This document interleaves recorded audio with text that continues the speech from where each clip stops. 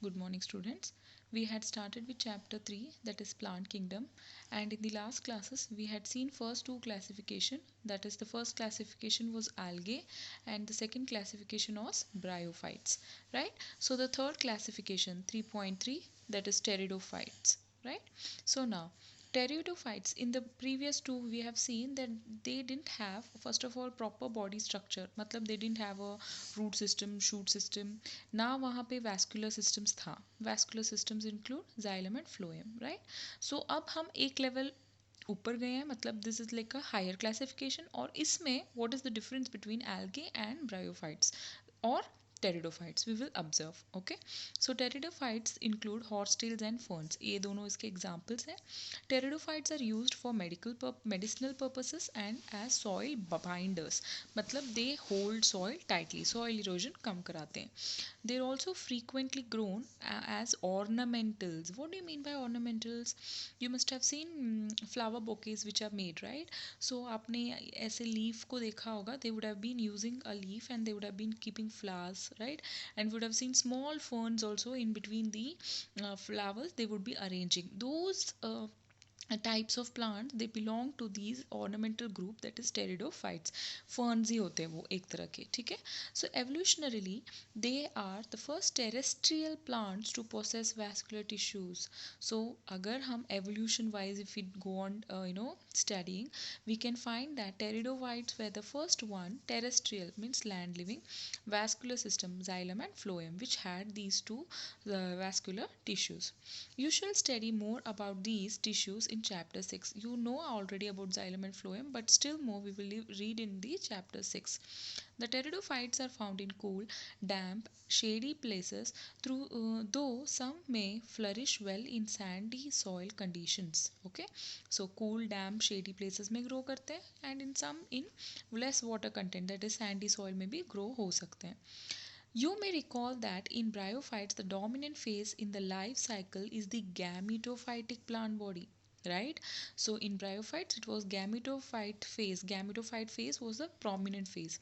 However, in pteridophytes, the sporophyte, right, that is the main plant body is a sporophyte, which is differentiated into true root, stem and leaves. So ये यहाँ पे important है.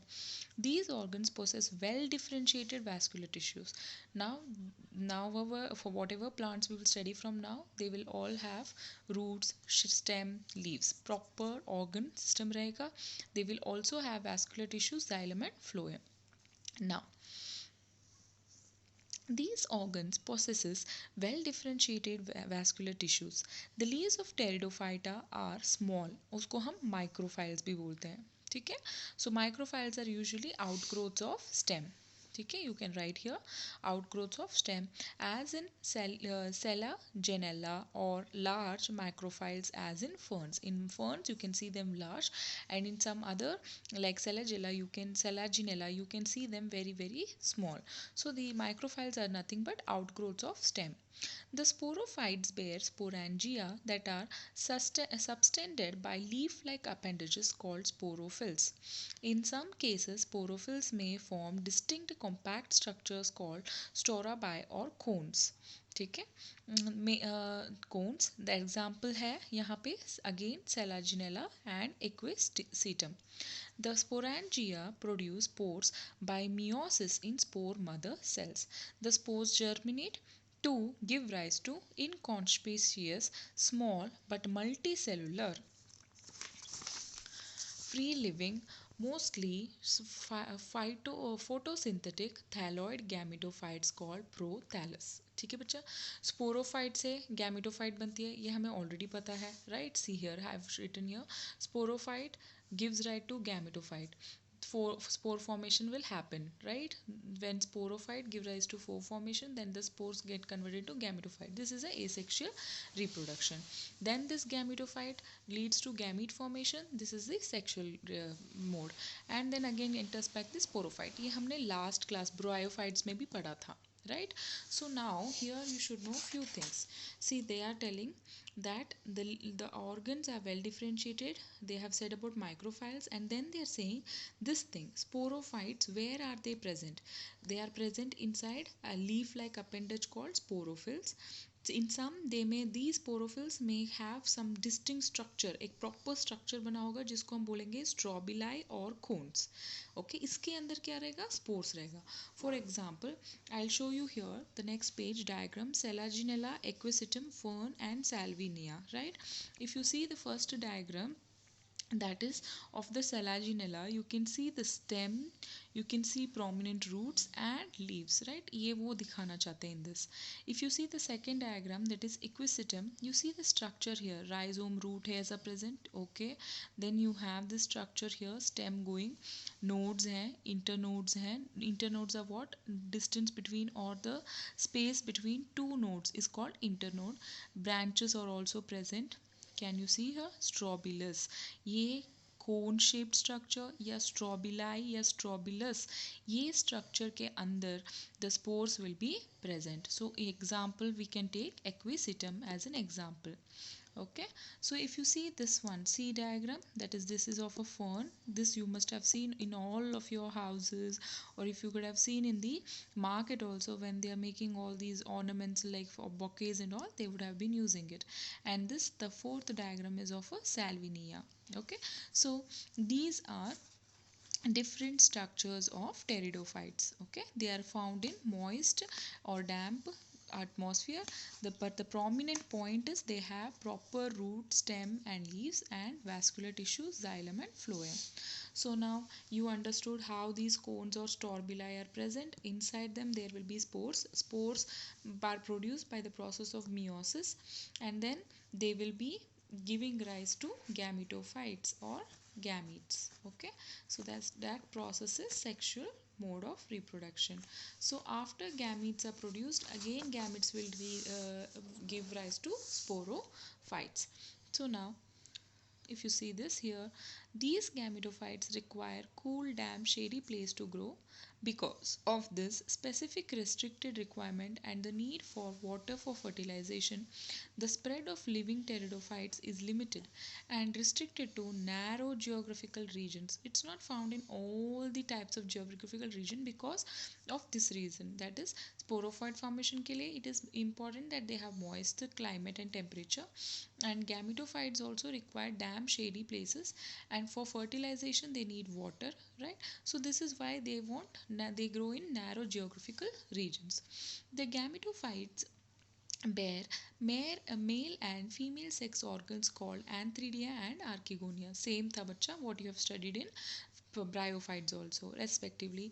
Water is required for transfer of antherozoites, same as we have studied in bryophytes. The male gametes released from the antheridia to the mouth of archegonium. Fusion of male gametes with the egg present in the archegonium results in the formation of zygote. These lines if you see, these are the same. यहाँ पे जो sporophyte से gametophyte बनना, उनकी fertilization होना is same like your bryophytes. Zygote then after produces a multicellular well differentiated sporophyte, which is the dominant phase of pteridophytes. Sporophytes produce करना is the dominant phase of pteridophytes. In majority of the pteridophytes, all the spores are of similar kind. Such plants are called homosporous. If all the spores whatever they are found are of all same type, then they are called homosporous. For example, genera like Selaginella, Salvinia, ये genera है, ठीक है? Genera और species हमने पढ़ा ना बच्चा? Yes. So which produce two kinds of spores, macro and micro spores. अगर they have one large and one small, then they are called heterosporous. The megaspores and ये line आपको समझ में आया? So if I ask what are the examples of heterospores, you have to write Selaginella and Salvia. Okay, because they have one macro and they have few macro, that is the large spores, and they have micro small spores. The megaspores and microspores germinate and give rise to female and male gametophytes respectively. The female gametophyte in these plants are retained on the parent sporophyte for variable periods. The development of the zygote into young embryos will take place within the female gametophyte. This event is precursor of the seed habit, considered as an important step in evolution. So zygote formation हो गया, seed formation हो गया, seed habitat considered an important step in evolution, and this helps in what you can say, studying the evolution, right? So the megaspore, microspores, whatever are there, they will germinate, give rise to female and male gametes respectively, and these gametes in the plants are retained on the parent sporophyte for variable periods. ये जो male gamete और female gamete बना है, ये remain करते हैं on the parent body for some time, right? So this leads to seed habit, which is considered an important part in evolution. Okay, so now the pteridophytes are further classified into four classes. Coelopsida, that is coeloptum भी बोल सकते हैं, ठीक है. Next Lycopsida, सैलिजिनेला and लाइकोपीडियम, इसके examples है, ठीक है, जेनरा एग्जाम्पल्स दिया हुआ है. Then sphenopsida, that is equisetum, and pteropsida, that is dryopteris, pteris and adiantum, ठीक है. So these are four classes of pteridophytes, but we are not studying the complete classification of pteridophytes. Okay, you have to just understand pteridophytes में दो examples आते हैं, that is horsetails and ferns. This is only the horsetail which we have studied, and these are ferns. Okay, few are ferns here, and then we have studied how the faces differ. They have proper vascular and all the root and stem systems. Okay, and there is some terminologies like homosporous and heterosporous. Just know the further classifications, but the explanation of this is not there for you. Okay, so this completes pteridophytes. In the next class we will be doing gymnosperm, that is the fourth classification. If you have any doubts, please let me know. Okay, thank you.